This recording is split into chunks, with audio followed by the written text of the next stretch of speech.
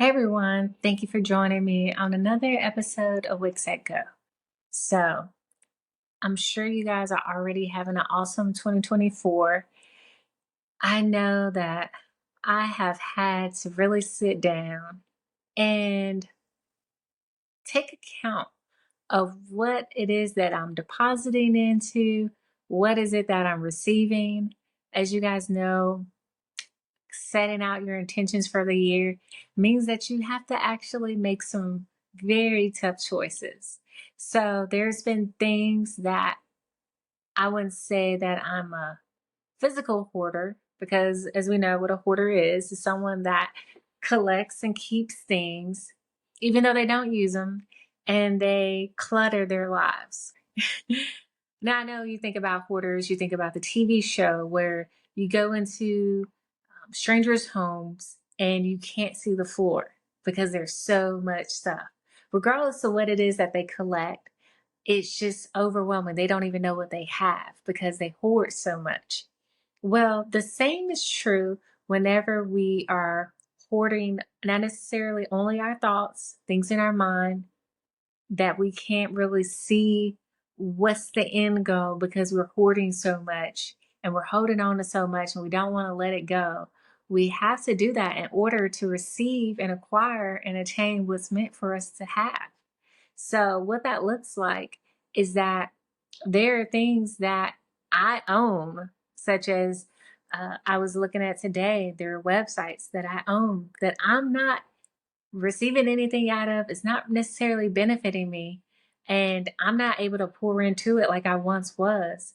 And so I've learned that it is sometimes better to end it and move forward versus spending time and energy and not even being 100% in. Being 100% in, you're going to get different results. You're going to feel energized. You're going to feel passionate about what it is that you're doing. When you're not 100% in, it's just going to be a drag having to do it. It's going to start to feel like a chore. And that's how most of us are when it comes to our side hustles, when it comes to our side businesses, and things we thought were going to fulfill us, but ultimately they're distracting us from what we really need to focus on and keep our sights on. The same things that I was interested in a couple years ago, they aren't things that align with the kind of person that I am now.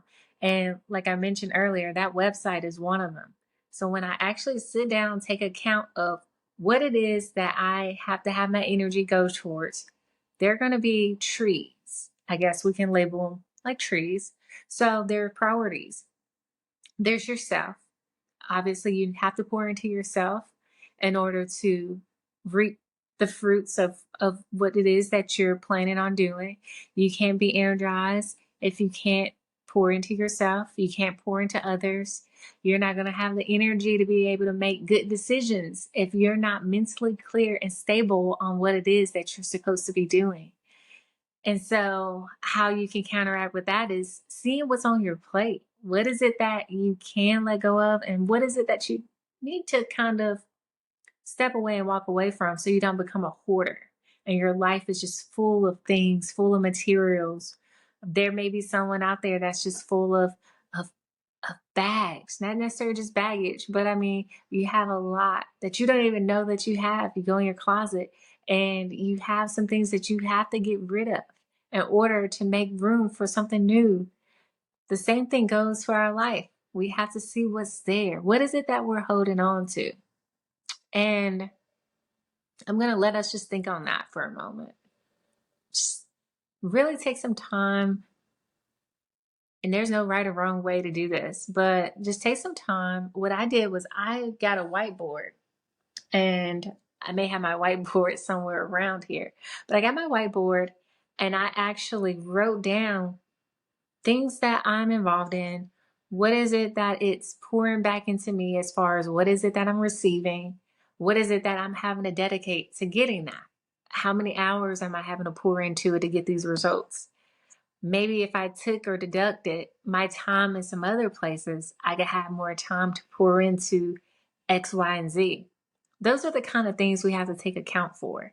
So when you're looking at what it is you're involved in, when you're looking at what it is that you are spending your time and energy on, you have to think about that moving into this year, that you can't move the same way you did years ago and expect that you're going to get different results. You're going to have to pivot. That doesn't mean that you're a failure, but you have to let go of some things. Let go of some of those activities that aren't fulfilling you in the same manner, which is why in our other episodes we talked about having hobbies, having things that don't require you to necessarily use so much of your brain and think of it like a job, things that you just do for fun, just to refresh you. Those are the kind of things that you have to continue to make sure that you're staying involved in.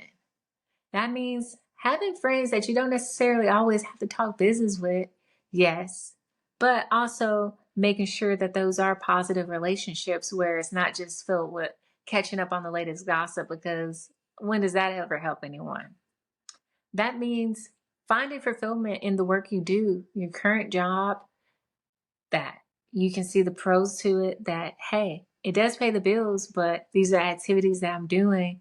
This is how I can allocate time and create boundaries, maybe, to where I'm not neglecting myself with my work, where you may have some time to fill in where you're working out and you're not necessarily just all about your job all day.